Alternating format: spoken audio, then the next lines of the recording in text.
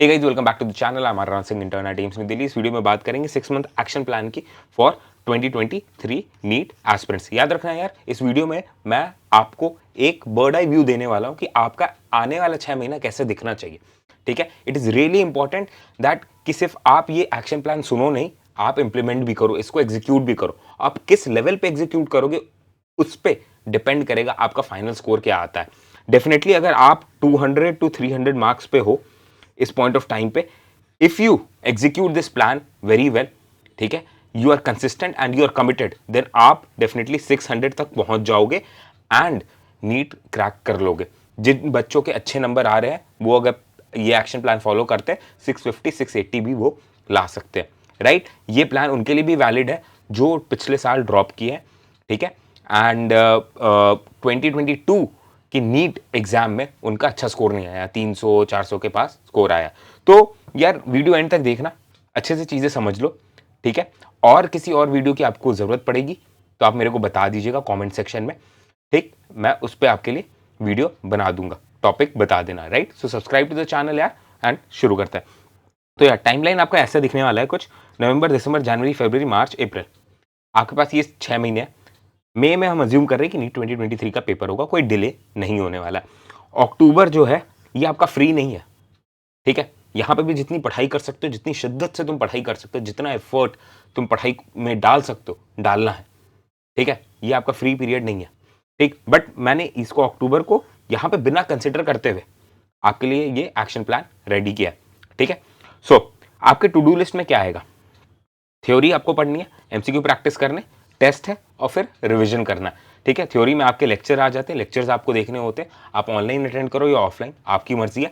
ठीक है, आपको एलन से करना है, आकाश से करना है, अनअकैडमी से करना है, फिजिक्स वाले से करना है, या फिर मेरे नीट प्रेप के थ्रू आपको करना है। ठीक है, आपकी मर्जी है। ठीक, उसके साथ आपको नोट्स बनाने हैं और फिर आपको एनसीईआरटी की रीडिंग कर रही है। एमसीक्यू भी आप कहीं से प्रैक्टिस करना है आप कर लो, कोई कंपल्शन नहीं कि आप टारगेट बैच ही ज्वाइन करो। आप कहीं से एमसीक्यू प्रैक्टिस करना चाहते हो आप कर लो, पर हाँ एनसीईआरटी बेस्ड एमसीक्यूज होने चाहिए। अब आगे बढ़ते हैं। सो एक्चुअल डिटेल में जाने से पहले यार मैं चाहता हूं कि आप मुझे कुछ चीजें प्रॉमिस करो। 3 क्रूशियल प्रॉमिस आपको करने हैं और मैं ये हर अपने live study with me session में आपसे बोलता हूं, बार बार आपको रिमाइंड करता हूं। ठीक है, अपने टेलीग्राम चैनल पे भी मैं आपको बार बार रिमाइंड करता हूं कि आपको 100% टाइम, ठीक है, एक इंटेंट होना चाहिए आपके अंदर कि आपको अपना 100% टाइम सिर्फ और सिर्फ एकेडमिक्स को देना है। और नीट आपका एक सिंगल टारगेट है, आपको सिंगल माइंड के साथ सिर्फ और सिर्फ नीट को टारगेट करना। बाकी सारी चीजें आपकी लाइफ में जो भी चल रहा है वो वेट कर सकता है। नीट के डेडलाइन को आपको पहले मीट करना, ये आपकी टॉप मोस्ट प्रायोरिटी। दूसरी चीज, आपको एटलीस्ट 15,000 एमसीक्यूज प्रैक्टिस करने हैं अलॉन्ग विथ एनालिसिस। अब वो एमसीक्यू आपके हो सकते हैं न्यू एमसीक्यूज आप लगा सकते हो, प्रीवियस ईयर क्वेश्चंस लगा सकते हो, और टेस्ट में जो आप एमसीक्यू अटेम्प्ट करो वो भी काउंट हो रहे हैं इन 15,000 क्वेश्चंस में। राइट, अब आप ये टारगेट बैच के थ्रू करो या फिर आप किसी और कोर्स के थ्रू करो, ये आपकी मर्जी। प्लस बट प्लीज ट्रैक रखिए, मिनिमम आपको इतने क्वेश्चंस लगाने हैं एंड इट इज पॉसिबल। मैं अभी आपको बताऊंगा कैसे पॉसिबल है। ठीक है, वीडियो एंड तक देखिएगा, it is very much possible, आराम से आप कर सकते हो। 15,000 बड़ा नंबर लग रहा है पर आपके पास टाइम भी एडुकेट है। ठीक है, और आप पहला रूल अगर फॉलो करते हो तो आप आराम से कर लोगे, कोई आपको जल्दीबाजी में चीजें करने की जरूरत नहीं पड़ेगी। ठीक है, तीसरी चीज, take help of teachers and mentors. ये बहुत इंपॉर्टेंट है कि आप अच्छे टीचर्स और मेंटोर्स में इन्वेस्ट करो। टीचर्स आपकी प्राइमरी लर्निंग में हेल्प करने वाले, और मेंटोर जो है आपके सेल्फ स्टडी में आपको सुपरवाइज करेंगे, गाइड करेंगे या फिर आपको कंपेनियनशिप प्रोवाइड करेंगे।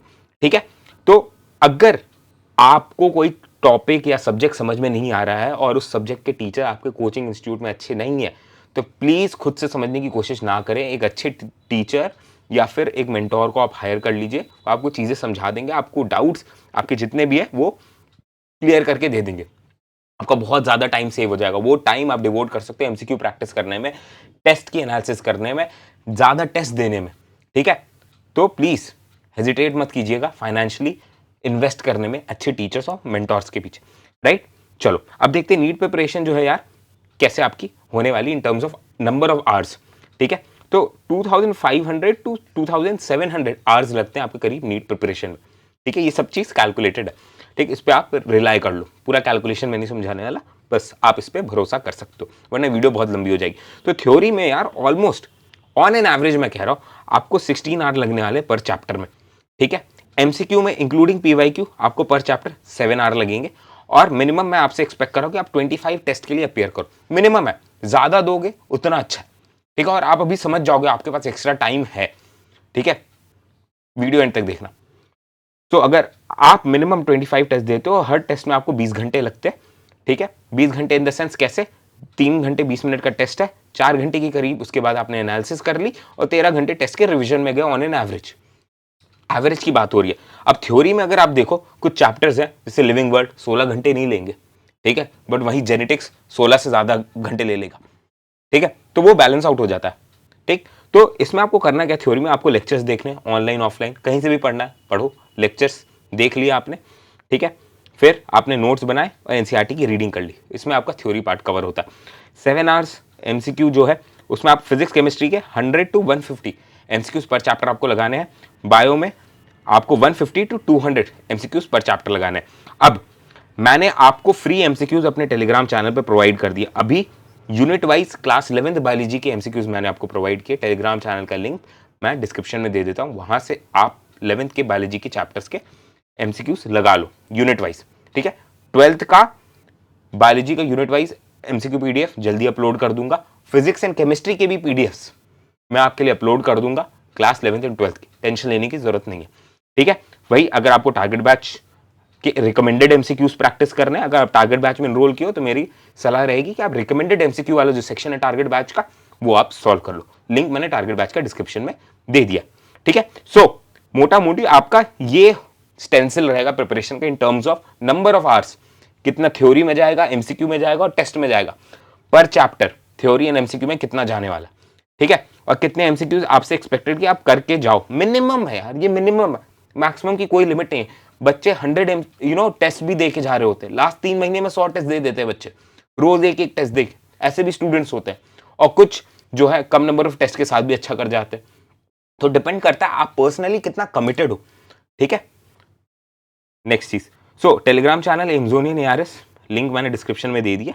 और अगर आपकी पढ़ाई नहीं हो पा रही तो स्टडी विथ मी सेशंस मैं कंडक्ट कराता हूं, वहां पे आप मोमेंटम बिल्ड कर सकते हो, आपको किक स्टार्ट मिल सकती है स्टडी विथ मी सेशन के थ्रू। आपको समझ में आएगा कि ऑल अक्रॉस द कंट्री कुछ बच्चे हैं ऐसे जो बहुत ज्यादा पढ़ाई कर रहे हैं, और आप भी कर सकते हो क्योंकि वो बच्चे भी आप ही की तरह, राइट। और अगर मैं पढ़ सकता हूँ स्टडी विथ मी सेशन में तो आप भी पढ़ ही सकते हो, राइट। आपको एक कंपेनियनशिप मिल जाएगी एंड आपका एक सिटिंग कैपेसिटी बढ़ेगा कि हाँ आप लंबे समय तक बैठ के पढ़ सकते हो, and this will be required from January onward, ठीक है। याद रखना यार, इस स्केड्यूल में मैं नहीं चाहता हूं, इस एक्शन प्लान में, कि आप अपने नवंबर दिसंबर को पूरा बर्बाद कर दो, अक्टूबर को पूरा बर्बाद कर दो, और फिर एक्सपेक्ट करो कि जनवरी से आप फोड़ दोगे, न्यू ईयर रेजोल्यूशन बनाओगे और कुछ धमाकेदार हो जाएगा मई में।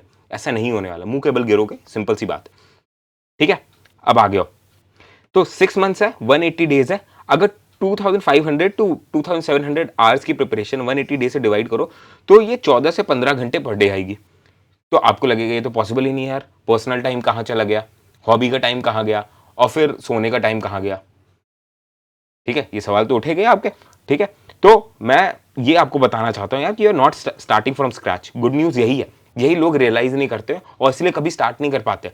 मेजॉरिटी ऑफ द स्टूडेंट्स वो रियलाइज नहीं करते कि भाई कई चैप्टर्स आपके ऑलरेडी कंप्लीटेड है, थ्योरी कंप्लीटेड है। अगर आप ड्रॉपर थे पिछले साल, आपने नोट्स बना रखे हैं, कहीं ना कहीं से आपने पढ़ाई कर रखी है, आपके नोट्स है, आपने उसको पढ़ा नहीं है, आपका लेक्चर का टाइम बच गया, ठीक है। तो मोटा मोटी मैंने यही कैलकुलेट किया था कि आपका 1800 आवर्स के करीब प्रिपरेशन रह जाती है, उसको 180 डेज से आप डिवाइड कर दो तो 10 hour per day, which is very feasible, which is very practically possible.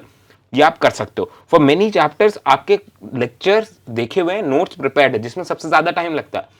आपको टेस्ट और एमसीक्यूज प्रैक्टिस करना है और नोट्स को रिवाइज करना, ठीक है। तो अब देखते हैं कैसे होगा, ठीक है। तो आपको अपना एक लिस्ट बनाना है यार, जितने भी टॉपिक्स है ना, 96 टॉपिक्स चैप्टर्स हैं, ठीक है। तो आपको एक लिस्ट बनानी इजी और डिफिकल्ट वाली, ठीक। अब इजी डिफिकल्ट कैसे डिसाइड करें, वो आपके गट फीलिंग पे डिपेंड कर सकती है, या फिर आप ऑब्जेक्टिव क्राइटेरिया यूज कर लो कि आपने उस चैप्टर के एमसीक्यूज लगाए, अगर 80 to 90% से ज्यादा आपके सही हो रहे हैं तो वो इजी में चले जाएंगे। और आपने चैप्टर के एमसीक्यू लगाए, आपके कम स्कोर आ रहे हैं, 20-30% ही कर पा रहे हो, 40-50 ही कर पा रहे हो, तो उसको डिफिकल्ट में डाल दो फॉर टाइम भी, ठीक है। ये स्विच होता रहेगा इधर से इधर, इक्विलिब्रियम रहेगा, कोई चैप्टर इजी टू डिफिकल्ट जाएगा, डिफिकल्ट टू इजी आएगा।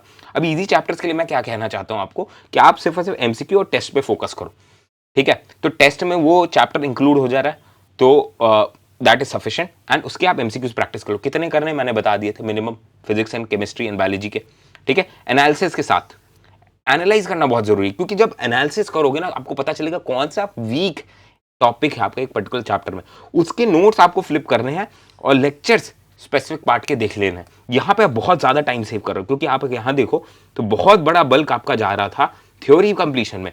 अब आपको क्या करना है, सिर्फ लेक्चर का स्पेसिफिक पार्ट देखना है, ठीक है।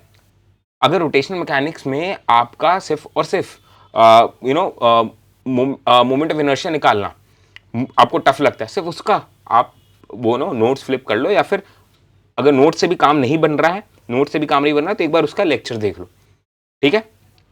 अगर कोई चैप्टर आपका डिफिकल्ट है तो मैं उसको रिकमेंड करूंगा, प्लीज उसके पहले एमसीक्यू और टेस्ट मत लगाओ, ये गलती मत करना। पहले प्लीज उसके लेक्चर नोट्स कंप्लीट कर लो, एनसीईआरटी रीड कर लो, कंसेप्ट अपने स्ट्रॉन्ग कर लो उस डिफिकल्ट चैप्टर के, because it is gonna pay you in the long run. बाद में वो हेल्प करेगा आपको, वरना आप लास्ट में भी अंडर कॉन्फिडेंट रहोगे, सिर्फ एमसीक्यू करते रह जाओगे तो, ठीक है। तो उसके बाद आपको एमसीक्यू और टेस्ट अपेयर करना है, ठीक है। ये लिस्ट बना लो पूरे 96 चैप्टर्स के लिए, कौन से इजी है डिफिकल्ट, एक ब्लैंक शीट ऑफ पेपर पे लिख लो सभी चैप्टर्स का नाम और उसको टैग कर दो, इजी डिफिकल्ट। और इजी वाले के लिए आपको ऐसे करना है, ठीक है। और इजी वाला अगर आपको कभी लगता है कि नहीं ज्यादा क्वेश्चन सॉल्व हो रहे तो उसके नोट्स और लेक्चर फ्लिप करके आप देख सकते हो। पर अगर कोई चैप्टर स्टार्टिंग से आप जानते हो आपको कभी समझ में नहीं आया, जैसे थर्मोडायनेमिक्स सपोज, ये इक्विलिब्रियम, तो आप पहले ये करो फिर ये दोनों चीजें करना, समझ गया। आप डिटेल टाइम टेबल चाहते हो मेरे से कि 10 आवर पर डे कैसे पढ़े, किस फॉर्मेट में पढ़े, कब पढ़ाई करें, कब ब्रेक लें, कब कौन सा सब्जेक्ट डील करें, तो मैं उसका अलग से एक वीडियो बना दूंगा। यहां पे मैंने क्या बोला था स्टार्टिंग में, मैं आपको एक बर्ड आई व्यू देने वाला हूं, एक ओवरव्यू देने वाला हूं कि कैसे चीजें आपको एग्जीक्यूट करनी है, क्या एक्शन प्लान होना चाहिए, ठीक है। अब आपके पास 24 वीक्स है, ठीक, 6 मंथ्स इंटू 4, 24 वीक्स, 96 चैप्टर, मतलब 4 चैप्टर आपको पर वीक कंप्लीट करना है। मैं यहाँ पे रिकमेंड करूंगा यार, ठीक है, जैसे एक आपने GTA वाई सिटी खेला है, ठीक है, तो उसमें चेक पॉइंट्स होते हैं, आपको मिशंस अकॉम्प्लिश करने होते हैं, ठीक है, छोटे छोटे मिशंस, तो पूरा गेम कंप्लीट होता है। वैसे यहाँ पे आपके चेक पॉइंट्स जो होंगे ना, माइक्रो टारगेट्स होंगे।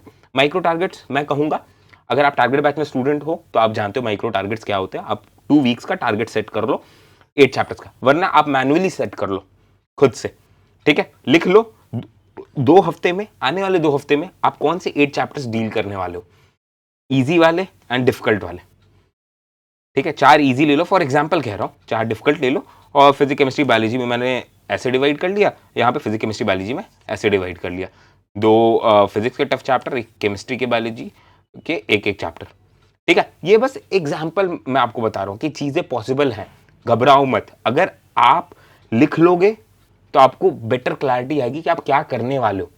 वही अगर आप सिर्फ दिमाग में सोचते रहोगे कि यार 6 महीने हैं, 96 चैप्टर कैसे करूंगा, पॉसिबल है कि नहीं, तो आप दूसरों से बस सिर्फ और सिर्फ पूछते रह जाओगे और 2-3 महीने आपके ऐसे निकल जाएंगे, ठीक है। और फिर जनवरी से रिकवर करना बहुत मुश्किल हो जाता है।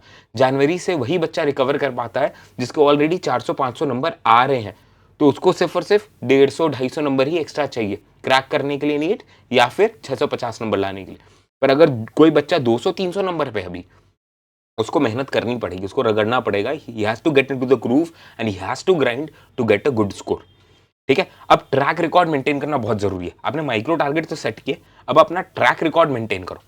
ट्रैक रिकॉर्ड मेंटेन करना मतलब आपने डेट डाला, ठीक है, जिस भी दिन आप जो भी पढ़ रहे हो आप एक डेट डालोगे, आप चैप्टर का नाम लिखोगे, ठीक, और चैप्टर का नाम लिख दिया और उस पर टिक मारो, आप उस चैप्टर के लिए क्या किए उस दिन, थ्योरी किए, एमसीक्यू किए, टेस्ट या डीपीपी उसका दिया, ठीक है। तो डीपीपी जनरेटर टारगेट बैच का, आप उससे डीपीपी जनरेट करके उस चैप्टर का डीपीपी सॉल्व करके अपने वीक एरियाज को फिक्स कर सकते हो, या एमसीक्यू सॉल्व कर लिया या थ्योरी कर लिया। ऐसा आप डेली बेसिस पे कर सकते हो, या फिर आप बाई वीकली बेसिस पे कर सकते हो, मंथली बेसिस पे कर सकते हो, या फिर आप पूरे चैप्टर्स के लिए कर सकते हो। सभी चैप्टर का नाम लिख दो, 3 शीट लो, फिजिक्स केमिस्ट्री बायोलॉजी की अलग अलग, तीनों पे उनके सभी चैप्टर्स का नाम लिख दो, फिर थ्योरी उसका किया है कि नहीं, एमसीक्यू किया है कि नहीं, टेस्ट और डीपीपी उसका अटेम्प्ट किया है कि नहीं। अगर कर लिया तो टिक मारते जाओ। अगर तीनों टिक हो जाते हैं एक पर्टिकुलर चैप्टर के लिए, तो कोई पर्टिकुलर चैप्टर XYZ, और तीनों चीजें आपकी टिक हो गई, मतलब वो चैप्टर आपका डन है। समझ गए? तो ये आपको फॉलो करना है यार, एंड आप बहुत कॉन्फिडेंट फील करोगे जब आप जनवरी और फरवरी में आ जाओगे। तो अगर ये आप नहीं फॉलो करते हो, अभी से आप ऑन योर टोज नहीं रहोगे, तो एंड में you will face a very big problem कि कैसे सिलेबस कंप्लीट करो। सिलेबस कंप्लीट नहीं हो गया तो कभी कॉन्फिडेंट नहीं रहोगे, कॉन्फिडेंट नहीं रहोगे तो मॉक पेपर में आपके कभी नंबर नहीं आएंगे, अच्छे नंबर नहीं आएंगे तो आपका कॉन्फिडेंस और कम होगा। ठीक है? और फिर आप you will be hopping from one motivator to another motivator, one teacher to another teacher, कि यार बताओ कैसे नीट अभी क्रैक कर सकते, इज इट पॉसिबल, वो सवाल आप पूछते रह जाओगे एंड में। तो अभी से इस इस बात में समझदारी कि आप अपना 100% दो, टारगेट बनाओ, 15,000 से ज्यादा MCQ सॉल्व करना है, और जहां समझ में नहीं आ रहा है टीचर्स की हेल्प लो। अगर खुद से पढ़ाई नहीं हो रही है, खुद से टारगेट सेट नहीं कर पा रहे हो, आपको पर्सनलाइज स्ट्रैटेजी, कस्टमाइज स्ट्रैटेजी चाहिए, अच्छे मेंटोर्स को हायर कर लो। ठीक है? This would be my suggestion. अब आपकी मर्जी है आप किस एक्सटेंट तक इसको फॉलो करते हो। मैंने काफी डिटेल में आपको चीजें समझा दी हैं।